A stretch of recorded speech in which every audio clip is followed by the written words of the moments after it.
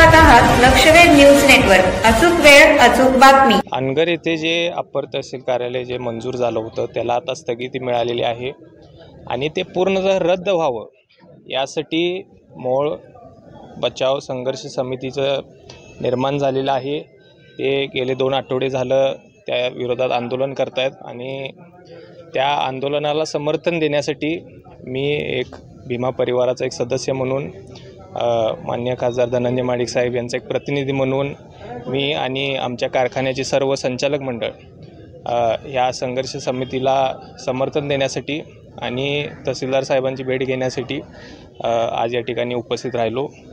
हा जो काही मोहोळ मोडण्याचा प्रयत्न या तालुक्यातले काही मंडळी करत आहेत त्यांचा हा प्रयत्न यशस्वी होऊ द्यायचा नाही यासाठी आम्ही पूर्णतः प्रयत्नशील आहे। आणि जसं की या तालुक्यातले बरेचसे नेते मंडळी आता ह्या निर्णयाच्या विरोधात आता एकजुटीनं उभा राहिलेले आहेत। त्यांचं सर्वांना एकत्र आणून हा प्रयत्न जो आहे हा कसा बंद पाडावा यासाठी आम्ही प्रयत्नशील आहे। आता तालुक्याचं मध्य ठिकाण म्हणून त्या वस्तुस्थितीमध्ये तालुक्याचं मध्य ठिकाण म्हणून तो अनगर परिसराचा भाग दाखवला गेला आहे आणि जर बघितलं तर आता माढा तालुक्याच्या बाउंड्रीच्या 4 ते 5 किलोमीटर अंतरावरती ते आहे गाव आणि पेनूर असेल, तुमच्याकडचं पाटकुल असेल, त्याचबरोबर इकडचं तांबोळे असेल, शेटफळ असेल, तर या गावांना त्या ठिकाणी समावेश करण्यात आला। मग त्या गावातल्या लोकांची आपल्याकडे काय मागणी आहे का किंवा काय गैरसोय होऊ शकते? नाही, फार गैरसोय नागरिकांची ह्या माध्यमातून होणार आहे। आपण जर बघितला तर ह्याची चाचणी व्यवस्थित झालेली नाही हे यातनं दिसून येतं आहे। खरं तर नागरिकांच्या सोयीचा विषय असेल तर हे कार्यालय कुठं तर कामती कुरुल भागात, पेनूर भागात असं व्हायला पाहिलं होतं। अनगर तुम्ही बघितला तर ते फार टोकाचा भाग आहे या तालुक्यातला।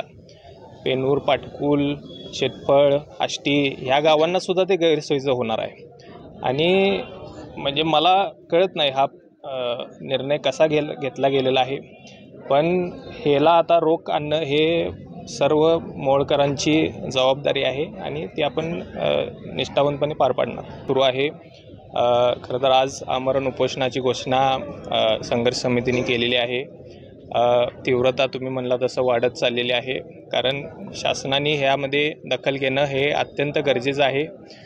ह्यावर स्थगिती आणणं हे सोल्युशन नाही तर हा निर्णय रद्द व्हावा यासाठी आम्ही सर्वजण प्रयत्नशील आहे आणि त्यामुळं आंदोलन अजून तीव्र होत जाणार एवढंच मी सांगू इच्छितो। यस चल, तुम्ही पाहत रहा लक्षवेध न्यूज चॅनल। आमच्या लक्षवेध न्यूज नेटवर्क चॅनलला लाईक करा, सबस्क्राईब करा आणि शेअर करा।